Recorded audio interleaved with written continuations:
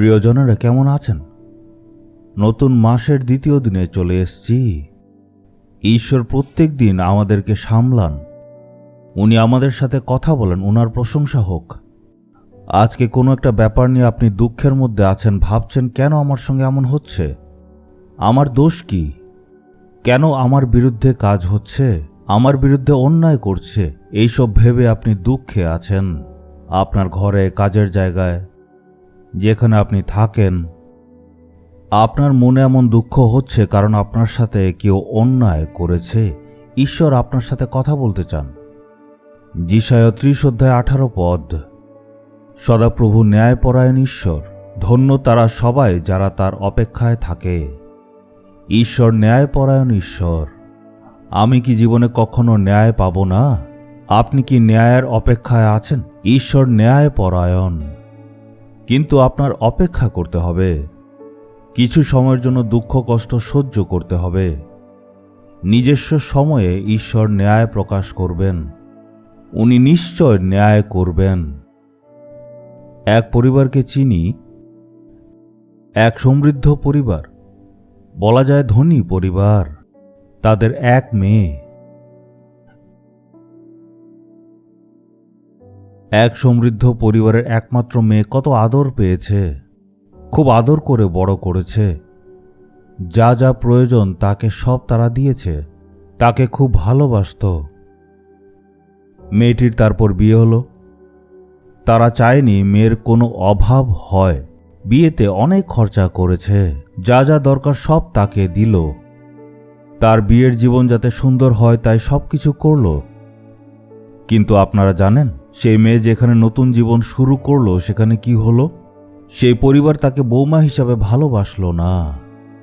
ঠিক আছে, মেয়ের মতো হয়তো ভালোবাসতে পারছে না, কিন্তু বৌমা হিসাবে তো সম্মান করতে পারে। শাশুড়ি তার সাথে কাজের লোকের মতো আচরণ করল। ঘরের কাজ তার করতে হতো, রান্না করে আগে সবার জন্য বাড়তে হতো। ঘরে কাজের লোক ছিল, তবুও সেই সব করত। তারা ওকে সাহায্য করত। কাজের লোকেরা কিন্তু ঘরের সব কাজ করতে পারত, কিন্তু তারা ওকে দিয়েই ঘরের সব কাজ করাতো। পুরো পরিবার একসাথে খাবার খেত। তার শ্বশুর শাশুড়ি, স্বামী বা অন্যরা একসাথে বসেই খাওয়া খেত। কিন্তু সে তাদের সাথে বসতো না। সে আগে তাদেরকে খাবার দিত। সবার খাওয়া শেষ হওয়ার পর যা বাকি থাকতো সেটা সে খেত। কাজের লোকের থেকেও খারাপ ব্যবহার করেছে। তার মনে কেমন লাগছিল? এটা অন্যায়। যা যা প্রয়োজন সেই সব কিছু ওরা দিয়েছিল। এক ধনী পরিবার থেকে ছিল, কিন্তু সে যেহেতু ঈশ্বরের সন্তান ছিল তাই সব ধৈর্য সহকারে সহ্য করল। সে আশা করছিল ঈশ্বর আমার জন্য ন্যায় করবেন, ঈশ্বর ন্যায় করবেন। আমার উপর যা অন্যায় হচ্ছে সেটা ঈশ্বর দেখছেন। সে অনেক ধৈর্য ধরে অপেক্ষা করেছে যে ঈশ্বর একদিন ন্যায় করবেন, তার বিশ্বাস ছিল। সে কিন্তু চাইলে তার মাতা পিতাকে বলতে পারত, যদি বলতো অনেক কিছুই হতো, কারণ সেই পরিবারকে আমি চিনি। কিন্তু সে ধৈর্য ধরে অপেক্ষা করল। আমি যখনই তার জন্য প্রার্থনা করতাম তার চোখ দিয়ে জল বের হতো। ঈশ্বরের সেবকদের কাছেও তার কথা সে বলেনি। এইসব দেখে ঈশ্বর কি করলেন জানেন? তার শাশুড়ি অসুস্থ হল, কয়েকটা অঙ্গ কাজ করা বন্ধ করে দিল। সেই মেয়ে তাকে দেখভাল করল আর সেবা করল, মনে বোঝা নিয়ে তার জন্য প্রার্থনা করল। আর তার প্রার্থনার জন্য আশ্চর্যভাবে তিনি ঠিক হয়ে গেলেন। তখন সে বুঝতে পারল সেই মেয়ে সাধারণ ছিল না। সে বুঝতে পারল ঈশ্বর তার সঙ্গে ছিল। তখন পুরো পরিবার তাকে ভয় করতে লাগলো আর সম্মান করল। সে ধৈর্য ধরেছিল, তাই ঈশ্বর ন্যায় করলেন। ঈশ্বর এমন না যে আপনার জীবনে অন্যায় হচ্ছে দেখেও চুপ থাকবেন। আপনিও ধৈর্য ধরে অপেক্ষা করলে, রাগ না দেখিয়ে, কারোর বিরুদ্ধে কিছু না বলে, আপনি যদি সব সহ্য করেন আর ধৈর্য সহকারে ঈশ্বরের অপেক্ষা করেন, ঈশ্বর নিশ্চয় ন্যায় করবেন।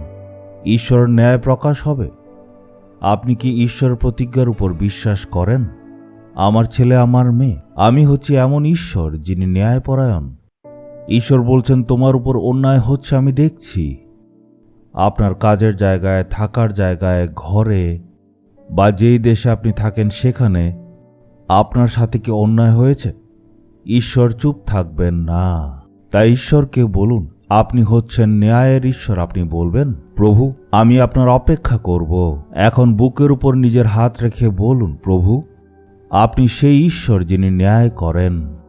আমি ধৈর্য ধরে অপেক্ষা করব, আপনি ন্যায় করুন। আমি জানি এই সমস্যা থেকে আপনি আমায় বাঁচাবেন, যিশুর নামে, amen. Jesus redeems Bengali YouTube চ্যানেলটি সাবস্ক্রাইব করুন,